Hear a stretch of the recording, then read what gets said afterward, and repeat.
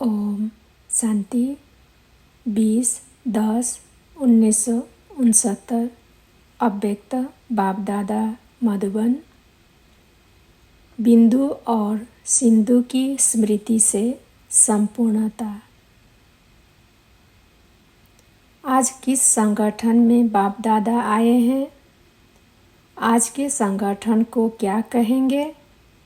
आज का संगठन है ज्ञान सूर्य और सितारों का। हर एक सितारा अपनी अपनी चमक दिखाने वाला है। बाप दादा हर एक सितारे की चमक देखने के लिए आए हैं। आप सभी इस भट्टी में आए हो तो अपने को क्या बनाने के लिए आए हो? मालूम है भट्टी से क्या बनकर निकलना है? फरिश्ता। फरिश्ता नहीं हो? इस भट्टी में संपूर्णता का ठप्पा लगाकर निकलेंगे। अभी फरिश्ता बनने के लिए पुरुषार्थी हो, लेकिन संपूर्णता में जो कमी है उस कमी को इस भट्टी में स्वाहा करने के लिए आए हो। ऐसे हो ना? कमियों को दूर करने के लिए क्या बात याद रखेंगे जिससे संपूर्णता का पूरा ही छाप लगाकर जाएंगे? आज बाप दादा बहुत सहज बात सुनाते हैं, बहुत सहज ते सहज। यही बात याद रखना है कि मैं बिंदु हूँ और बाप भी बिंदु है, लेकिन बिंदु के साथ साथ सिंधु है। तो बिंदु और सिंधु यह बाप और बच्चे का परिचय है। दो शब्द भी अगर याद रखो तो संपूर्णता सहज आ सकती है। स्कूल में छोटे बच्चों को जब पढ़ाते हैं तो पहले क्या सिखलाते हैं? पहले तो बिंदु ही लिखेंगे, फिर आगे बढ़ते हैं तो एक व अल्फ सिखलाते हैं। तो यह भी एक बिंदु। फिर आगे बढ़ते हैं तो बिंदु की याद एक, उस एक में ही सभी बातें आ जाती है। एक की याद और एक रस अवस्था, एक की ही मत और एक के ही कर्तव्य में मददगार। अगर एक एक बात ही याद रखें तो बहुत ही अपने को आगे बढ़ा सकते हैं। सिर्फ बिंदु और एक, उसके आगे विस्तार में जाने की दरकार नहीं। विस्तार में जाना है तो सिर्फ सर्विस प्रति। अगर सर्विस नहीं तो बिंदु और एक। उसके आगे अपनी बुद्धि को चलाने की इतनी आवश्यकता नहीं है। सिर्फ यही बातें याद रखो तो सहज संपूर्णता को पा सकते हो। सहज है वह मुश्किल है। सहज मार्ग है, लेकिन सहज को मुश्किल कौन बनाता है? संस्कार। यह संस्कार भी उत्पन्न क्यों होते हैं? सिर्फ अपनी विस्मृति इन सब बातों को उत्पन्न करती है। चाहे पिछले संस्कार, चाहे पिछले कर्म बंधन, चाहे वर्तमान की भूलें, जो भी कुछ होता है उनका मूल कारण अपनी विस्मृति है। अपनी विस्मृति के कारण यह सभी व्यर्थ बातें सहज को मुश्किल बना देती है। स्मृति रहने से क्या होगा? जो लक्ष्य रख करके आए हो, स्मृति संपूर्ण, विस्मृति असंपूर्ण। विस्मृति है तो बहुत ही विघ्न है और स्मृति है तो सहज और संपूर्णता। जो बातें सुनाई, अगर इस स्मृति को मजबूत करते जाओ तो विस्मृति आप ही भाग जाएगी। स्मृति को छोड़ेंगे ही नहीं तो विस्मृति कहाँ से आएगी? सूर्यास्त हो जाता है तब अंधियारा हो जाता है। सूर्यास्त ही ना हो तो अंधियारा कैसे आवे। वैसे ही अगर स्मृति का सूर्य सदा कायम रखेंगे तो विस्मृति का अंधियारा आ नहीं सकता। यह अलौकिक ड्रिल जानते हो। वैसे भी अभी वह जो ड्रिल करते हैं वह तंदुरुस्त रहते हैं, तंदुरुस्त के साथ साथ शक्तिशाली भी रहते हैं। तो यह अलौकिक ड्रिल जो जितनी करता है उतना ही तंदुरुस्त अर्थात माया के व्याधि नहीं आती और शक्ति स्वरूप भी रहता है। जितना जितना यह अलौकिक बुद्धि की ड्रिल करते रहेंगे उतना ही जो लक्ष्य है बनने का वो बन पाएंगे। ड्रिल में जैसे ड्रिल मास्टर कहता है वैसे पाँव हाथ पाँव चलाते हैं ना। यहाँ भी अगर सभी को कहा जाए 1 सेकेंड में साकारी से निराकारी बन जाओ तो बन सकेंगे।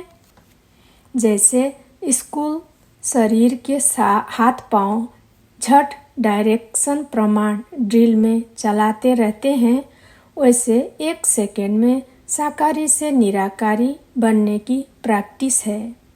साकारी से निराकारी बनने में कितना समय लगता है, जबकि अपना ही असली रूप है, फिर भी सेकेंड में क्यों नहीं स्थित हो सकते हो। अब तक कर्मबंधन, क्या अब तक भी कर्मबंधन की आवाज़ सुनते रहेंगे। जब ये पुराना शरीर छोड़ देंगे तब तक कर्मबंधन सुनते रहेंगे। इस क्लास में प्रश्न का उत्तर देने वाले कौन हैं? वो तो बहुत नाम सुनाए, फिर प्रश्न उत्तर से पार जाने वाले कौन हैं? इस भट्टी में परखने की पावर आएगी। हर एक को यही कोशिश करनी चाहिए कि हम संपूर्ण बनकर ही जाएंगे। ऐसे अब हो सकता है, वह अंत में होगा, हो सकता है। तो बाकी अंत तक रहकर क्या करेंगे? प्रजा बनाएंगे, स्वयं राजा ताजधारी बन जाएंगे और दूसरों को प्रजा बनाएंगे। आप समान भी बनना है, प्रजा भी बनानी है। नहीं तो प्रजा बिगड़ राज्य किस पर करेंगे। तो ऐसे समझे कि इतने सभी सितारे संपूर्ण बन करके ही जाएंगे। यही उमंग और निश्चय हर एक में होना आवश्यक है कि हम संपूर्ण बने और सर्व को बनाएंगे। यही उमंग उत्साह सदा कायम रहे तो अवश्य ही लक्ष्य की प्राप्ति हो जाएगी। और बाप दादा को निश्चय है ऐसे संपूर्ण ही इस यज्ञ कुंड से निकलेंगे। कुंड का यादगार देखा है। यह तो जो भी स्थान है सभी यही है, लेकिन फिर भी यज्ञ कुंड का महत्व होता है।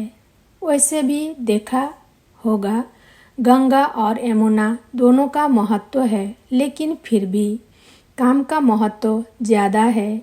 वहाँ नहाना श्रेष्ठ माना जाता है। गंगा यमुना तो बहुत स्थानों पर होती है, लेकिन फिर भी विशेष काम पर नहाने क्यों जाते हो? उनका विशेष महत्व क्या है? काम के महत्व को अच्छी तरह से जानते हो ना। जैसे विशेष स्थानों का विशेष महत्व होता है, इसी प्रकार मधुबन की भट्टी का भी विशेष महत्व है। इस भट्टी से संपूर्णता की सौगात बाप द्वारा मिलती है। यह मिलन का यथार्थ संगम का विशेष सौभाग्य बच्चों को मिलता है। यह मिलन ही संपूर्णता की सौगात के रूप में है। इस मिलन का ही यह काम यादगार है। तो यह मिलना ही संपूर्णता की सौगात है। भट्टी से संपूर्ण बनने का तो छाप व ठप्पा लगा कर ही जाएंगे, लेकिन उसके साथ साथ इस भट्टी में हिसाब करना भी अच्छी रीति सीखना है। कहाँ कहाँ हिसाब पूरा ना करने के कारण जहाँ प्लस करना है वहाँ माइनस कर लेते हैं, जहाँ माइनस करना है वहाँ प्लस कर लेते हैं, इसलिए स्थिति डगमग होती है। यह हिसाब भी पूरा सीखना है कि किस बात में जोड़ना और किस बात में कट करना है। प्रवृत्ति में रहने के कारण जहाँ ना जोड़ना वहाँ भी जोड़ लेते हैं और जहाँ काटना ना हो वहाँ भी काट लेते हैं। यह छोटा सा हिसाब बड़ी समस्या के रूप हो जाता है, इसलिए यह भी पूरा सीखना है कि प्रवृत्ति में रहते हुए भी क्या तोड़ना है और क्या जोड़ना है, और जोड़ना भी है तो कहाँ तक और किस रूप में। आपको भट्ठी में बुलाया है तो उसका कार्य भी बताएंगे ना। कौन कौन सी पढ़ाई किस सब्जेक्ट में परिपक्व होना है। एक तो अलौकिक ईश्वरीय ड्रिल की सब्जेक्ट और दूसरी यह हिसाब करना। दोनों ही बातें इस भट्ठी में सीखनी है। अगर इन दोनों बातों में संपूर्णता बन गए तो बाकी क्या रहेगा। संपूर्ण तो बनकर ही निकलेंगे। खुद तो बन जाएंगे लेकिन औरों को बनाने का कार्य भी बाकी रहेगा। इसी निमित्त ही जाना है। संबंध के कारण नहीं जाना है, लेकिन सर्विस के निमित्त जाना है। जाना भी है तो सिर्फ सर्विस के निमित्त। जहाँ भी रहो लेकिन अपने को ऐसा समझ कर रहेंगे तो अवस्था न्यारी और प्यारी रहेगी। जैसे बाप दादा सर्विस के निमित्त आते जाते हैं ना, तो आप सभी को भी सिर्फ सर्विस के अर्थ निमित्त जाना है और सर्विस की सफलता पा करके फिर सम्मुख आना है। अव्यक्त वतन से वर्तमान समय बाप दादा हर बच्चों को कौन सा मंत्र देते हैं? गो सुन कम सुन, सर्विस प्रति जाओ और साथी बन करके जल्दी आओ, फिर जाओ। जब यहाँ गो सुन कम सुन होंगे तब बुद्धि द्वारा भी जल्दी होंगे। बुद्धि की ड्रिल भी गो सुन कम सुन है ना। यह स्थिति तब होगी जब यह स्कूल मंत्र याद रखेंगे। इस मंत्र से उस मंत्र का संबंध है। तब तो बताया यह कुंड का महत्व है। यहाँ आपको सौगात के रूप में मिलती है, वहाँ पुरुषार्थ के रूप में। तो यह कुंड का विशेष महत्व हुआ ना। यहाँ वरदान वहाँ मेहनत। जब वरदान मिल सकता है तो मेहनत क्यों करते हैं। इस यज्ञ कुंड से भाषा बोलना भी सीख कर जाना है। ऐसा सैंपल बनना है जो आपको देख दूसरे भी आकर्षित होकर यज्ञ कुंड को स्वाहा हो जाए। बाप दादा हर एक की तस्वीर से हर एक की तकदीर और तदबीर देखते हैं। कहाँ तक अपनी तकदीर बनाते हैं। आप भी जब किसको देखते हो तो हर एक की तस्वीर से उनकी तदबीर, उनके पुरुषार्थ का जो विशेष गुण है वही देखना है। हर एक के पुरुषार्थ में विशेष गुण जरूर होता है, उस गुण को देखना है। एक होता है गुण और गुण के साथ साथ फिर होता है गुणा। शब्द कितना नज़दीक है लेकिन वह क्या। अगर गुण नहीं देखते हो तो गुणा लग जाता है। तो हर एक के गुण को देखना है तो गुणा जो लगता है वह खत्म हो जाएगा। जो एक दो के स्नेही होते हैं, ऐसे स्नेही बच्चों से बाप दादा का भी अति स्नेह है। स्नेह ही समीप लाता है। जितना स्नेही उतना समीप। तो एक दो में स्नेही हो, ऐसे स्नेही बच्चे ही समीप भी आ सकते हैं। अब भी और भविष्य में भी विशेष स्नेही है, इसलिए आज विशेष डबल टीका लगा रहे हैं। लेकिन अनोखा अलौकिक रीति का टीका नहीं। डबल टीका कौन सा है? एक तो निराकारी, दूसरा न्यारापन। यह डबल टीका हर एक के मस्तक पर अविनाशी स्थिति कराने के लिए अविनाशी रूप से ही लगा रहे हैं। यह अविनाशी टीका सदा कायम रहता है। तिलक को सुहाग की निशानी कहा जाता है। इस तिलक को सदा कायम रखने की कोशिश करनी है। जितना जितना परिपक्व रहेंगे उतना पद पा सकेंगे। हर एक यही सोचे कि हम ही नंबर 1 हैं। अगर हर एक नंबर 1 होंगे तो नंबर 2 कौन आएंगे? बाप की क्लास में कभी भी नंबर नहीं निकल सकते।